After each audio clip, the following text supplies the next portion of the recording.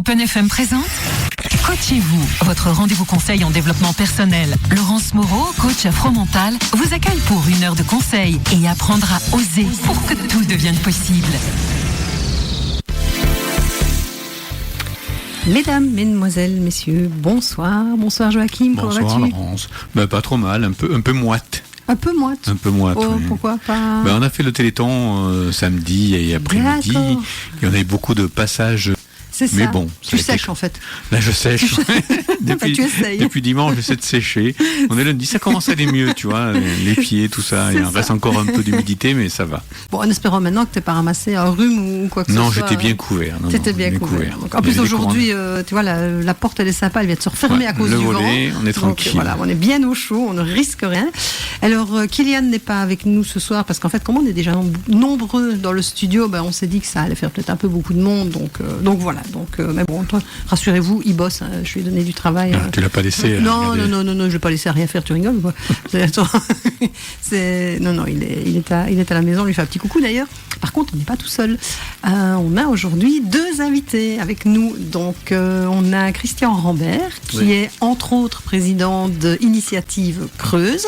Donc, bonsoir Christian. Bonsoir. Bonsoir. Vous allez nous parler encore un petit peu d'initiative, mais surtout de vous, de votre parcours, de votre boulot, et puis comment vous êtes arrivé à cette présidence.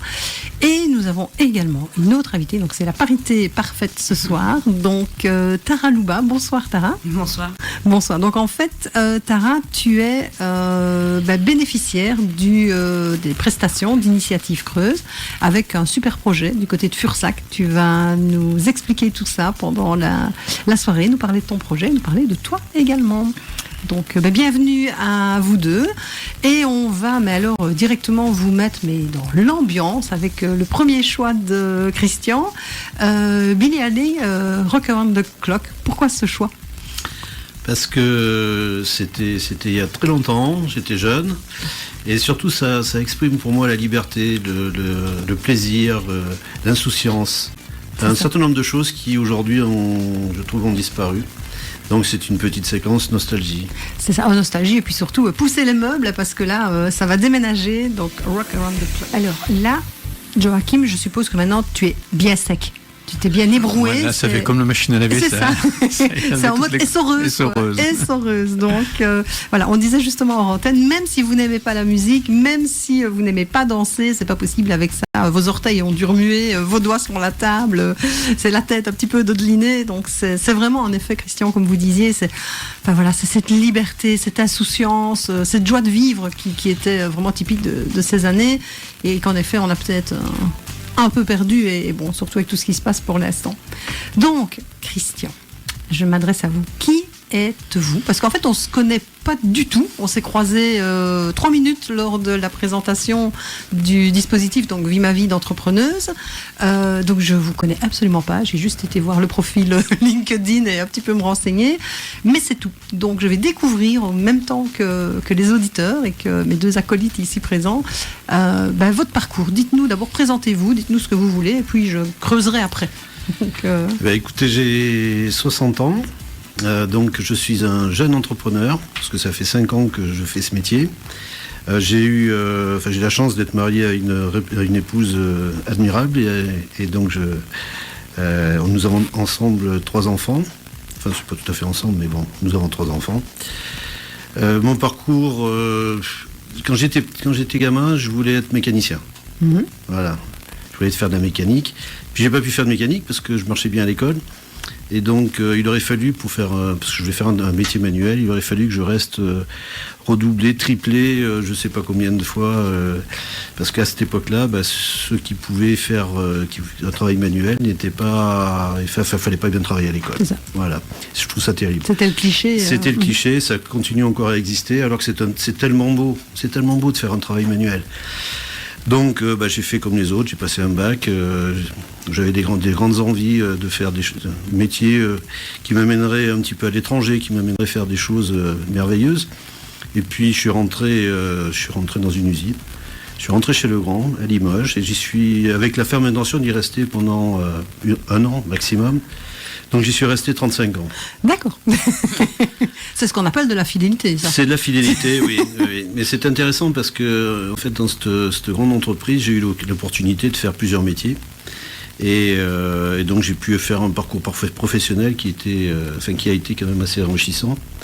Sans rentrer, je ne vais pas rentrer dans le détail, parce que je ne suis pas convaincu que ça intéresse grand monde. Ah, on ne sait jamais si justement. Alors moi j'adore parler des parcours parce que c'est justement comment sur un malentendu, pour reprendre la chanson, la phrase des Bronzés, comment parfois on se dit j'arrive là pour un an et puis 35 ans après j'ai fait toute une carrière, mais comment j'ai fait aussi au sein de cette entreprise pour faire toute cette carrière. Alors clairement ça existe de moins en moins les entreprises qui donnent encore cette possibilité-là, mais ça existe encore, donc oui. Si. Alors, j'ai commencé dans un service qui s'appelle le service méthode. Je faisais un métier qu'on ne doit plus connaître maintenant, j'étais chronométreur, parce qu'à l'époque il y avait beaucoup de monde dans les ateliers.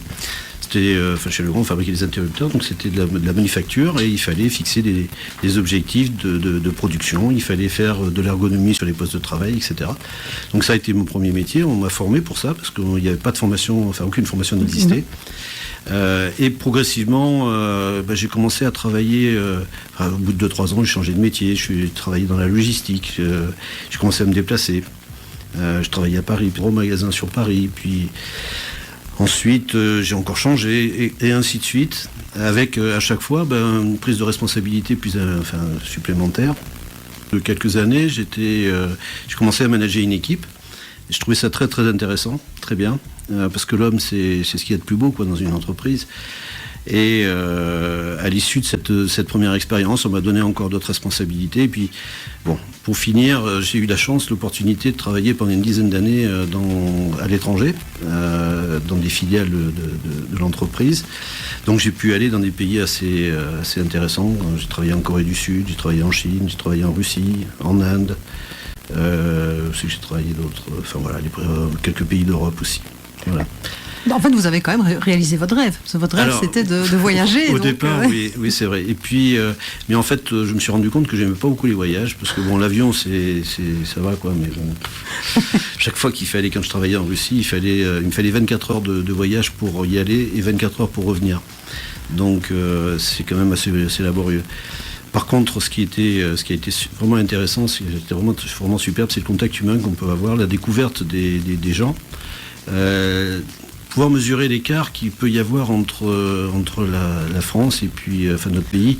Au niveau des cultures. Au niveau des cultures, au niveau des niveaux de vie. Je me souviens avoir travaillé en Pologne et puis aussi en Roumanie. Je me rappelle en Roumanie, il y avait des R12 partout. Il y avait des chemins de terre. Et puis, ça faisait un contraste énorme avec la France. Donc ça, c'était vraiment enrichissant, quoi. Ça m'a permis de découvrir autre chose et de me rendre compte que on est bien chez nous. Et souvent, surtout quand je rentrais d'une destination un peu difficile, quand j'arrivais en France, après avoir traversé Charles de Gaulle, parce que alors ça c'était une galère pas possible. C'est l'enfer à lui tout seul. Ah oui, ça c'est l'enfer quand vous avez fait 10 heures d'avion, là ça c'est vraiment super. Eh bien, de se sentir... moi, j'avais en tête la chanson de Charles Trenet, Douce France. C'est ça, sentir à la maison, quoi. C'était pas sentir à la maison, c'était sentir quelque chose de doux. C'est un paysage qui est magnifique et contrasté, c'est une ambiance, un air qui est naturel, je sais pas comment l'exprimer. La France, on a la chance d'avoir un climat qui est doux. Quand vous revenez d'Inde, où il fait 45 degrés, vous ne pouvez pas sortir, quoi. C'est impossible. Ou en Russie, pendant l'hiver, quand il fait moins de 30, vous arrivez en France, il fait doux, quoi. C'est ça. Donc on a énormément de chance.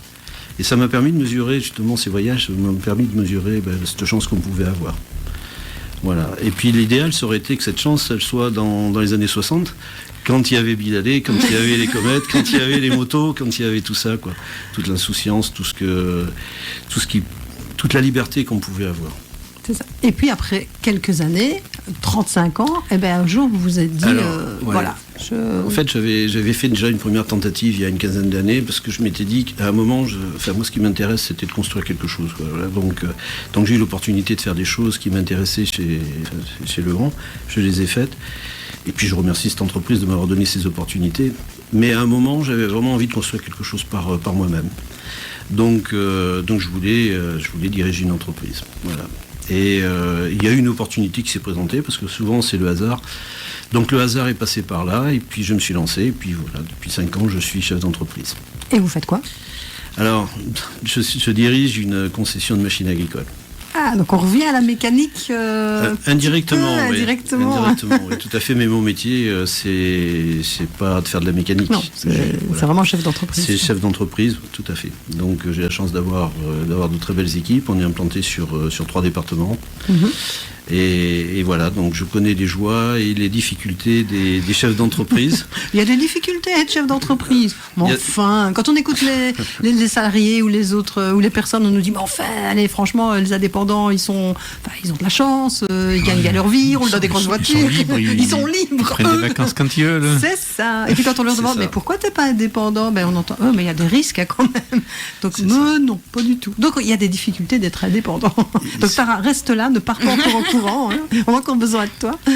Non, il y a des difficultés, tout à fait. Et puis, mais bon, c'est un parcours qui est, c'est un parcours qui est exaltant, c'est un parcours qui est contraignant. C'est bon, on pourrait en parler pendant des heures et des heures. Pour pouvoir se lancer, quand il a fallu que j'ai racheté une entreprise, donc il me fallait de l'argent. Et c'est là où j'ai croisé les gens d'Initiative Creuse, où j'ai croisé Gaël pour la première fois. Et donc, l'Initiative Creuse m'a aidé, nous a aidé avec l'associé que j'avais à l'époque. Et donc voilà, quelques années après, il était normal de rendre, un service ou rendre quelque chose à ceux qui vous ont aidé. Et c'est pour cette raison que depuis l'année dernière, avec Jacques Bourza, on est tous les deux co-présidents d'Initiative Creuse. D'accord. Voilà.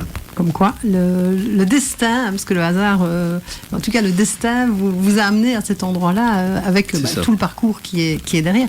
Pour rappel, un petit refresh sur Initiative Creuse pour les personnes, les vilains auditeurs qui n'auraient pas été présents lors de l'émission précédente. Alors, quand on a un projet d'entrepreneuriat, il faut trouver de l'argent pour pouvoir acheter et en fait pour pouvoir surtout lever des fonds. Donc il faut apporter des fonds propres. Initiative Creuse est une association qui permet aux chefs d'entreprise d'emprunter de l'argent. Et ce prêt d'honneur va servir comme apport personnel dans le montage financier du dossier. Donc ça c'est la première partie, c'est le premier volet d'Initiative Creuse. Donc on va, après avoir fait une étude de dossier auprès du porteur de projet,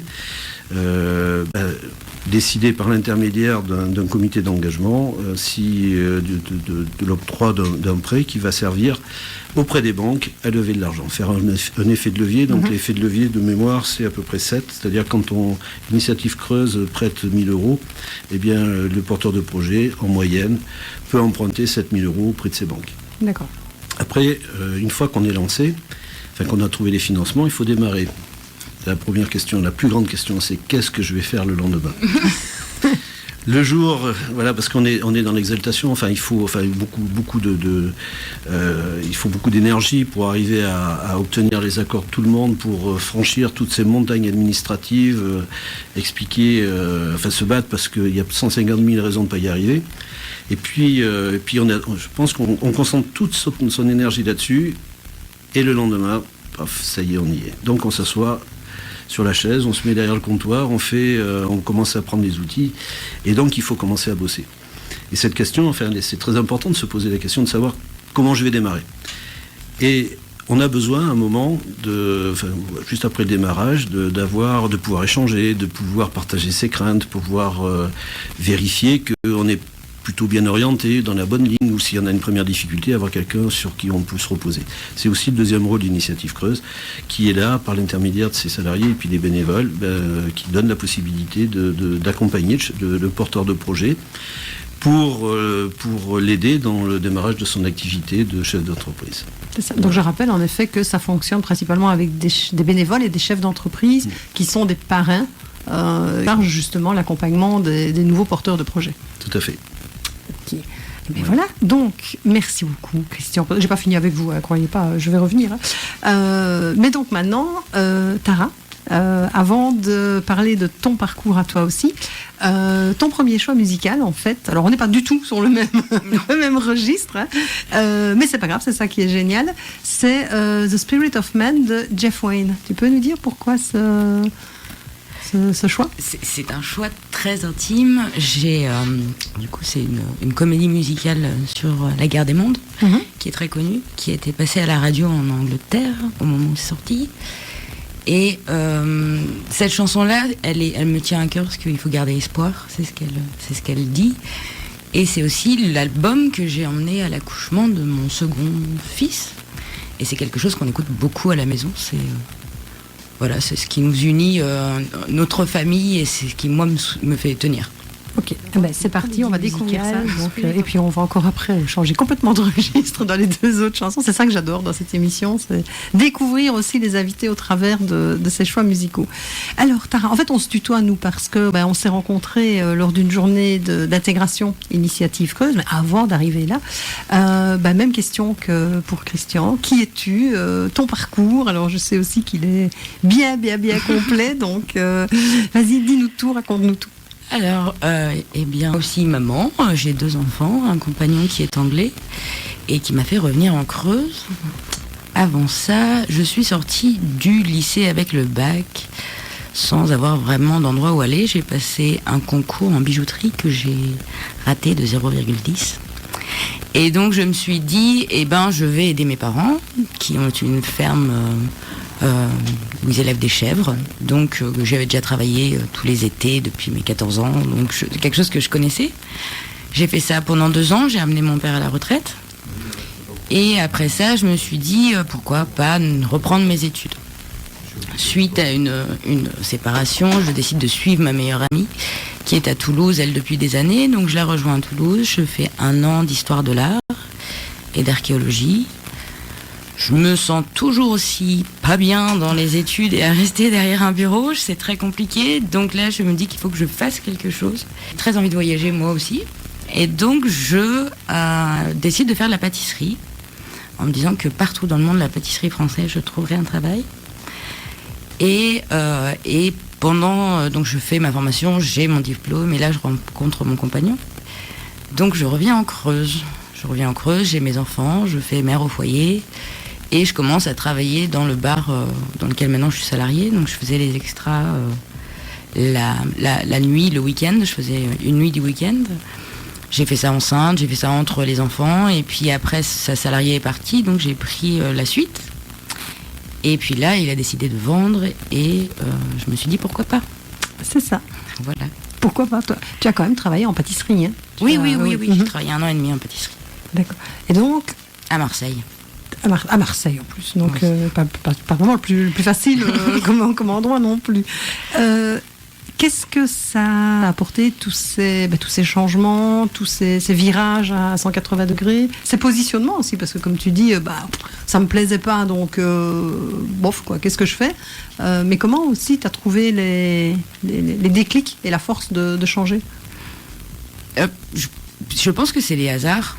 La pâtisserie, c'est ce que je te racontais la dernière fois, c'est que j'étais pas bien moralement à Toulouse, dans un appart, des études, ça me plaisait pas, et je vais à un marché de Noël, le marché de Noël de Toulouse, et là il y avait un chocolat chaud délicieux, et je me suis dit, j'adore le chocolat, pourquoi pas faire ça? C'est quelque chose qui me fait du bien. Donc je me dis chocolaterie, il fallait faire pâtisserie, donc je suis partie en pâtisserie. Mon grand-père est un ancien critique gastronome, donc j'appelle et je lui dis, est-ce que tu connaîtrais pas quelqu'un qui pourrait me prendre en apprentissage? Donc me voilà partie à Marseille, où la vie est très plaisante. Et puis après j'ai rencontré mon compagnon, et donc ça s'est fait assez rapidement. J'ai toujours voulu des enfants, lui il est plus âgé que moi, on a un peu de différence.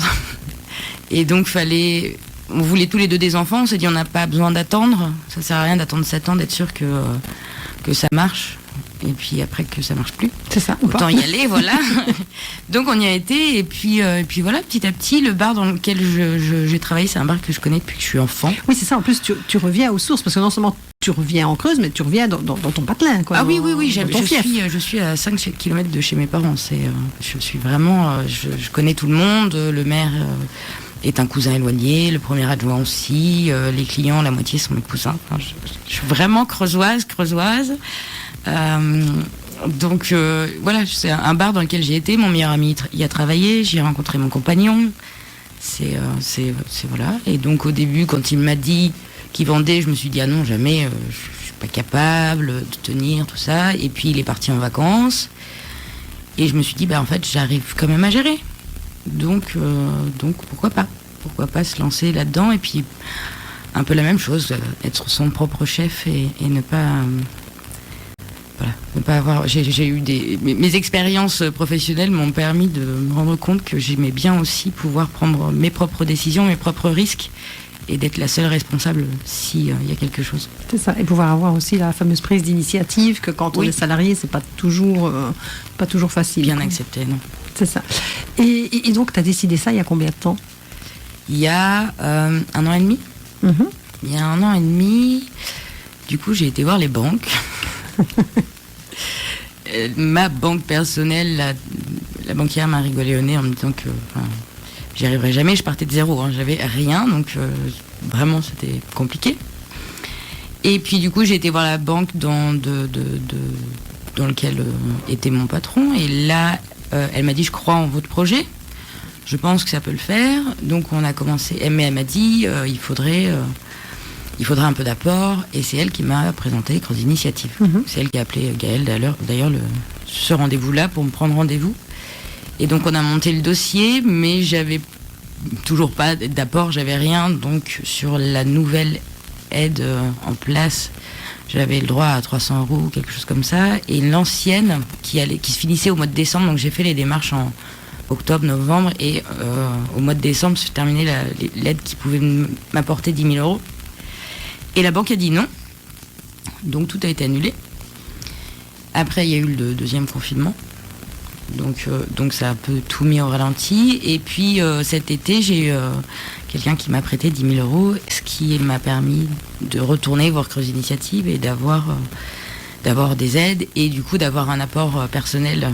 C'est toujours la même question, un apport personnel suffisant pour que la banque me suive. J'ai une banquière qui a été vraiment exceptionnelle, qui s'est battue, qui croit vraiment au projet. C'était un beau trio entre Gaëlle, Madame Collin et moi. C'était vraiment... Elles m'ont poussée, elles m'ont portée, elles m'ont permis d'aller au bout de ce projet. Oui, et puis croire en toi surtout aussi. Ça... Oui. Et puis je pense que ça en vaut la peine, c'est un bel endroit. Donc... Qu'est-ce qui t'a motivé, hormis le fait d'être ton propre patron et de pouvoir faire tes propres choix?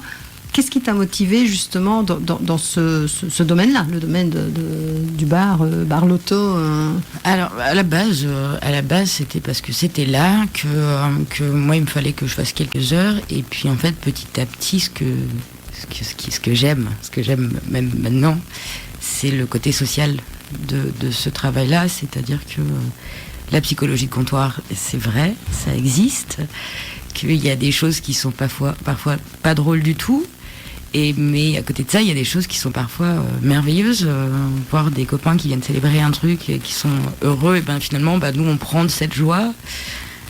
C'est assez...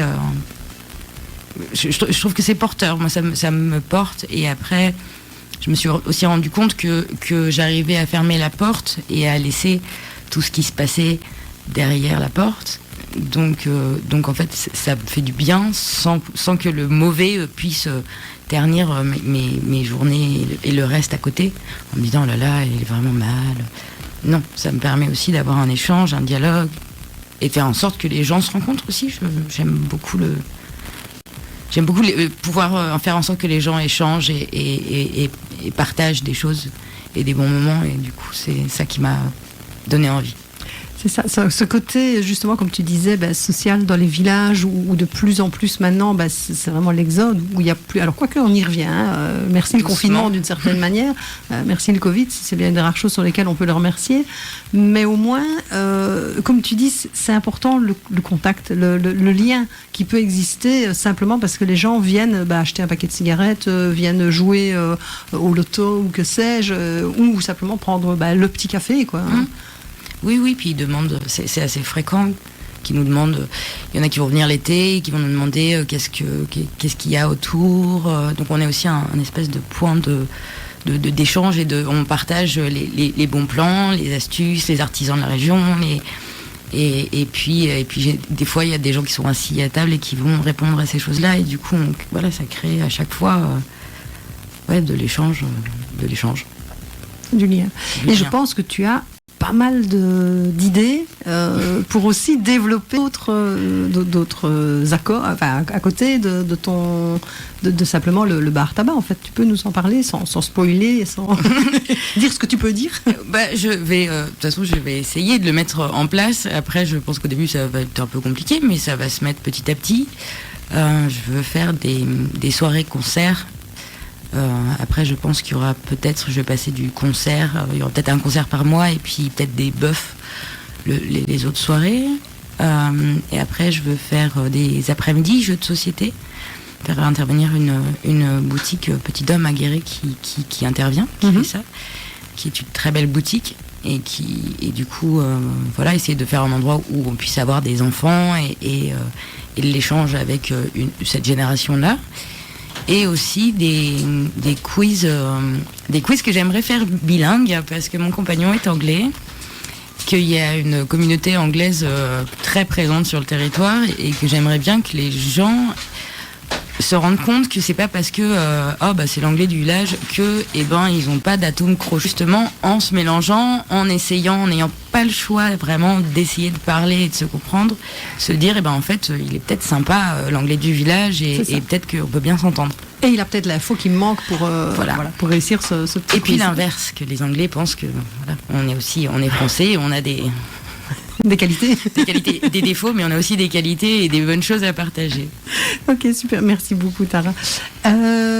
Christian, je reviens vers vous. Le deuxième choix musical que vous m'aviez envoyé, c'était Effet secondaire de Grand Corps Malade. Pourquoi ce choix ? Moi, naïvement, j'ai pensé l'année dernière, avec tout ce bazar qui nous est arrivé, que ça allait être la fin de quelque chose et donc le début de quelque chose de différent. La chanson, c'est Effet secondaire, je trouve que Grand Corps Malade exprime bien justement tout ce qu'aurait dû être cette rupture. Mm-hmm. Bon, la déception est immense. C'est ça. C'est terrible. C'est terrible. On va rêver un petit peu alors en se disant que c'est pas encore terminé. Bonjour Fred.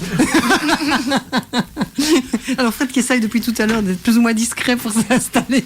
Eh ben non, c'est raté. Allez, mets-lui le micro parce que de toute façon, voilà, tu ne peux pas faire une arrivée discrète. Effet secondaire, sans faire de pub, c'est le deuxième effet qui se coule. Alors là, on en est au 5e effet avec la 5e vague, mais bon. C'est ça. Tout n'est peut-être pas encore perdu. Peut-être que les paroles de Grand Corps Malade vont quand même se réaliser. Les paroles, c'est simplement, je trouve, c'est mettre en évidence ce qui aurait pu changer, mettre en évidence ce qui aurait pu être positif dans cette crise que l'on est en train de subir. Voilà. Bon, c'est un peu d'amertume pour moi, mais j'ai trouvé ça bien. Ça a mis quand même un petit peu en évidence certaines choses en termes de qualité de vie au travail qui n'existait pas. Les gens se sont un petit peu rendus compte qu'après tout, on faisait entre guillemets métro boulot dodo comme des imbéciles, à y aller plein pot à fond et ça peut-être, alors après ça veut pas dire que ça va pas revenir comme c'était, parce que c'est un gros rouleau compresseur et que ça va.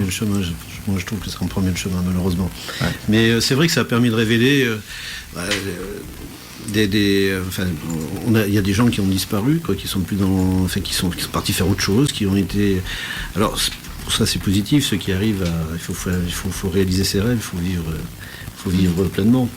Voilà. Donc j'espère que ça continuera à déclencher des choses, mais je suis de plus en plus pessimiste. Allez, on va y croire. On va se dire, voilà, on va être malade, en effet, comme on disait, hors antenne, c'était grand débat hors antenne. Qu'est-ce que le Covid a apporté de positif ou de plus négatif, évidemment, hormis tout problème sanitaire. Mais justement, je vais revenir là-dessus, Christian.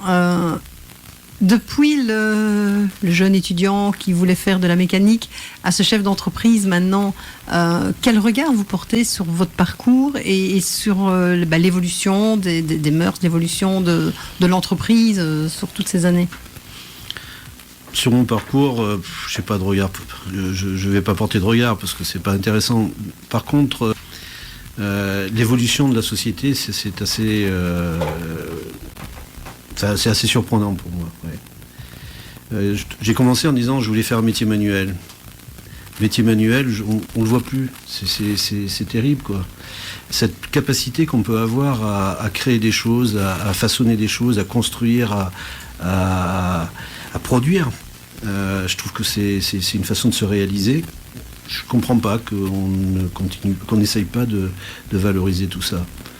L'insouciance, je reviens, c'était la raison de Bidalé, la possibilité qu'on peut avoir de s'exprimer, de faire des choses, simplement. Je disais tout à l'heure, je vais le redire parce que je trouve que c'est merveilleux, c'est assez dramatique, mais la société dans laquelle on est aujourd'hui qui n'accepte plus, il y a plein de choses qu'on n'accepte plus. Voilà, donc on empêche les gens de vivre. C'est ça, pour ne pas être confronté à ça. Mais non, mais là c'est naturel, la mort ça a toujours été comme ça. De toute façon, la seule chose dont on est sûr, c'est que tous mourir. C'est ça, c'est clair. Voilà. Donc, je sais pas si... l'avenir que l'on a construit pour nos enfants, c'est... Vous savez, dans les voyages que j'ai pu faire, il y a des souvenirs, il y a des endroits qui sont merveilleux, mais il y a des endroits qui sont terribles. J'ai passé j'ai fait une vingtaine de voyages en Inde. Mais vous ne pouvez pas vous imaginer. C'est inimaginable le stress que l'on peut avoir dans ce pays-là. Le bruit, la surpopulation, la chaleur, l'odeur, c'est terrible. Qu'est-ce qu'on laisse à nos enfants? Une pollution terrible. Donc voilà, j'aurais pas dû... J'avais lu avant de venir qu'on était dans une émission où on devait déconner, où on devait rire. Je suis désolé, mais... Non, du tout, parce que c'est surtout une émission dans laquelle justement on dit ce qu'on pense aussi. Et donc c'est ça que moi, j'aime bien de vous poser des questions parfois qui piquent un peu, parce que c'est justement le côté bisounours, youyou, les petits osios, tout le monde va bien, il est beau, il est gentil. C'est pas ça la vie non plus, hein. Comme vous le dites, la vie c'est pas que du positif, et il y a des choses qui sont très très très compliquées, que ce soit ici ou dans d'autres pays. Il faut aussi en prendre conscience et il faut aussi pouvoir en parler autour de soi. Mais j'écoutais attentivement ce que racontait Tara, ce que disait Tara avec son projet de vie, quoi, en fait, de créer un espace où les gens auront plaisir à se retrouver, à recréer de la convivialité. J'avais l'impression de revenir 40 ans en arrière, peut-être pas 40 ans, si 40 ans, ben oui, 40 ans en arrière. On se réunissait à l'époque... Sur le banc devant l'église. Non, c'était on avait des bars, on avait des choses... à l'époque, je faisais de la moto, on était 30, 40 à discuter jusqu'à minuit, 1h du matin, des machins, des pistons, des trucs et des bidules. C'était des moments qui sont à vivre. C'est pareil, je sais plus qui a expliqué qu'il avait 5000 followers, je sais pas quoi, sur Facebook, et qu'il déménageait tout seul. Voilà, c'est typiquement notre société. Donc, toutes les initiatives qui vont dans le sens de recréer quelque chose de social, où les gens vont se retrouver, vont pouvoir échanger, avoir... passer du bon temps, s'engueuler, vivre. Ouais. Voilà, vivre. C'est bien, il faut le faire. Et l'entrepreneuriat a quelque chose justement dans cet objectif-là. L'entrepreneuriat, c'est aussi créer un espace qui permet à chacun de pouvoir s'exprimer. C'est oser. Moi, c'est comme ça que je vois. Alors, c'est oser, tout à fait. C'est ça, c'est se dire à un moment donné, tout est possible. Tout à fait. Et si le projet de départ, c'est pas le bon, on va le modifier, on va l'adapter. Mais c'est surtout, et comme vous le disiez tous les deux, c'est suivre ses rêves. Et puis surtout, c'est croire en soi, parce que si le banquier n'y croit pas, dans l'absolu, moi j'y crois assez que pour aller toquer à une autre banque. Et oui, de pouvoir surmonter les problèmes administratifs. T'as raté c'est pour savoir, à la maison qui rend fou, le formulaire 382 bis en 5 exemplaires. Mais ça fait aussi partie du jeu, ça fait aussi partie des choses, ça fait aussi partie du fait de savoir est-ce que je suis capable d'aller au bout de mon projet. Et ça aussi à initiative. Et évidemment, vous êtes obligé de pouvoir le valider, que le projet est solide. Parce que c'est clair que vous ne prenez pas non plus tous les projets. Quoi. Il faut valider effectivement la solidité du projet. Il faut conforter le porteur de projet dans ce qui est plus important, c'est l'estime de lui. Parce que si on n'a pas d'estime de soi, de toute façon, on n'y arrivera pas. Et puis, il faut l'aider. Parce qu'il y a toujours 150 000 raisons de ne pas faire. Il y a des obstacles tous les jours, tout le temps. Puis je te rassure, tu verras, quand tu auras démarré, tu en auras d'autres.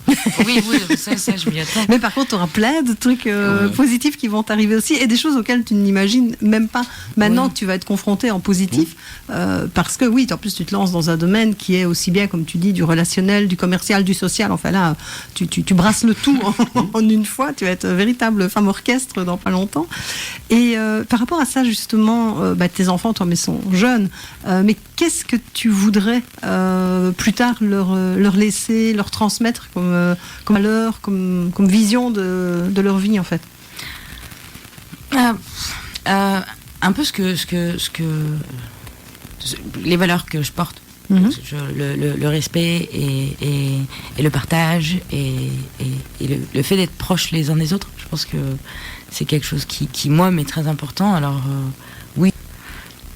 Mais de revenir ici, ça m'a fait du bien. Après, partout où j'ai été agréablement surprise à chaque fois de rencontrer des gens et de leur laisser de l'espace et de voir que, même si des années plus tard je ne leur parle plus, ils font quand même encore partie de moi. Et donc, ce que je veux laisser à mes enfants, c'est ça, en fait, c'est se rendre compte qu'on a la liberté, mais aussi le devoir d'aller voir les autres et de leur parler. D'être un sourire n'a jamais mangé personne. Que du contraire. Je m'amusais à Paris en vacances à sourire sur les passages piétons aux conducteurs. Et quand on récupère un sourire, notre journée elle est plus belle. Et je pense que les gens ont aussi ce truc de quelqu'un m'a souri. C'est ça. Et c'est tout bête. Et moi c'est ça que je veux leur donner. Je pense que le monde entier autour est vraiment pourri. On va pas se mentir, mais je pense qu'il faut pas perdre espoir. Je pense que nous, en jouant avec les gens qu'on a autour de nous, en étant sûr que tout le monde est à peu près bien, en veillant les uns sur les autres, je pense que le monde peut plutôt bien se passer. C'est ça. Et comme on dit toujours, qu'est-ce qu'un inconnu ? C'est un futur ami que vous ne connaissez pas encore. Et aller vers les gens et aller à la rencontre des gens et comme tu dis aussi, ce sourire, c'est important. Moi, j'ai mis d'ailleurs un post ce matin là-dessus. Je le vois en entreprise beaucoup, où on a énormément de difficultés dans nos civilisations à donner des signes de reconnaissance, à donner de la valorisation et à dire oui, je suis fier de moi, ou surtout je suis fier de toi, parce que on est dans un pays d'excellence, on est dans un pays où on va te dire t'as 8 sur 10, t'as fait 2 fautes, à côté de ça, j'ai quand même fait 8 bonnes réponses. Et c'est vrai que c'est compliqué de pouvoir se dire à un moment donné, non, moi je me dis, super, t'as fait 8 bonnes réponses, la prochaine fois t'en feras 9. Et c'est important de pouvoir aller vers les gens et d'aller voir le bon côté des gens. Et on dit toujours, souriez et le monde vous sourira. C'est vrai que si vous tirez la tronche dès le matin, vous avez quand même peu de chance qu'on vous sourie. Ça c'est clair. Donc les émotions sont communicatives, elles sont virales. Mais surtout les émotions positives, laissons-les passer et laissons-les s'exprimer. Donc voilà, on va quand même mettre du positif pour la fin. Justement, on arrive à la fin. Et j'ai envie de vous demander, tous les deux, Christian, Tara, qu'est-ce que vous retenez de cette émission, de notre rencontre, et comment vous avez vécu ce moment de partage ? J'ai trouvé que c'était très authentique, et c'est important. Il ne faut pas qu'il y ait l'authenticité est importante. Après, je voudrais faire passer un message. Je vous en prie. L'antenne est à vous. Merci. Le message, c'est il faut entreprendre, il faut faire, il faut oser. Il faut oser, il faut construire le monde qu'on a envie de construire. Il ne faut pas hésiter, il faut... Voilà, bon, après, c'est vrai que... La candidature pour les parrains aussi. Alors, c'est ça, c'est que pour qu'on puisse réaliser notre vocation à Initiative Creuse, on a besoin d'avoir des accompagnateurs, on a besoin d'avoir des bénévoles qui vont aider les porteurs de projets, qui vont aider les nouveaux chefs d'entreprise. Donc, tous ceux qui ont envie d'apporter quelque chose de bien, de faire quelque chose de bien, qui ont des compétences dans le domaine, n'hésitez pas, contactez-nous et vous pourrez faire une superbe BA. Voilà. Et des euros. Parce que les partages aussi, c'est important. Tara ? Oui, non, c'est ça que je mettrais en lumière. Moi, vraiment, Initiative Creuse a été une vraie béquille. C'est-à-dire qu'à chaque fois que j'avais un coup de mou, je savais pas où aller, j'ai encore appelé Gaël vendredi en lui disant je sais pas ce que je dois faire. Et voilà, j'ai vraiment eu du soutien. La rencontre avec toi a été très agréable sur un métier que je connaissais pas, puis notre vie. Alors voilà, j'aime la vie des gens, j'aime la vie. Je dois dire ça comme ça, mais du coup. Voilà, je me sens ça coup. Et ben, c'est vrai que on ose plus facilement si on a du soutien. C'est ça. Et de ne pas avoir peur d'aller demander de l'aide, parce que de toute façon, il y aura toujours bien quelqu'un à un moment donné. Oui, parce que du coup, en parlant de ce qu'on veut faire, il y a un tel qui va nous dire tu devrais appeler là, quelqu'un d'autre qui va nous dire tu devrais appeler là, et à chaque fois, ça fait son petit bonhomme de chemin, et on fait des belles rencontres, et on arrive à faire des beaux projets. C'est ça. Ce sera le mot de la fin. Et donc, Tara, ton dernier choix musical, c'était Ça m'étonne pas de Mickey 3D. Pourquoi ? Exactement, pour ce que j'ai dit, le respect des uns et des autres, et surtout ne jamais hésiter à aller à la rencontre des gens. Ok, merci beaucoup. Alors, petite annonce très rapide, parce que ça piétine derrière, je les vois. Mercredi matin, j'aurai Sébastien qui va m'appeler pour expliquer l'émission de Noël du 20 décembre, dans laquelle je demande aux entrepreneurs et ou aux salariés de nous contacter pour nous donner toutes vos anecdotes sur les fêtes de Noël en entreprise, qu'elles aient été magnifiques, qu'elles aient été foireuses, qu'elles aient été catastrophiques, surtout si c'est amusant tant qu'à faire. On est preneur avec possibilité de passer en direct à l'antenne. Donc vous avez 2 semaines pour nous envoyer presque 3 pour nous envoyer tout ça, et on est preneur. Donc j'expliquerai tout ça le mercredi vers 10h30 avec Sébastien. Christian, Tara, merci beaucoup pour votre venue, pour votre passage, votre sincérité aussi. Et puis, je vous souhaite bon retour dans la Creuse. Et nous, on se voit pas la semaine prochaine. Voilà, on se retrouve le 20 pour cette émission spéciale. Pour cette émission spéciale. Attention, spéciale Noël. Allez. Avec le costume et tout. Avec le costume et tout, tu sais bien, moi, c'est fini, sapin de Noël et tout le truc. Donc, allez, c'est parti, bonne fin de journée. Et donc, Mickey 3D, c'est comme ça.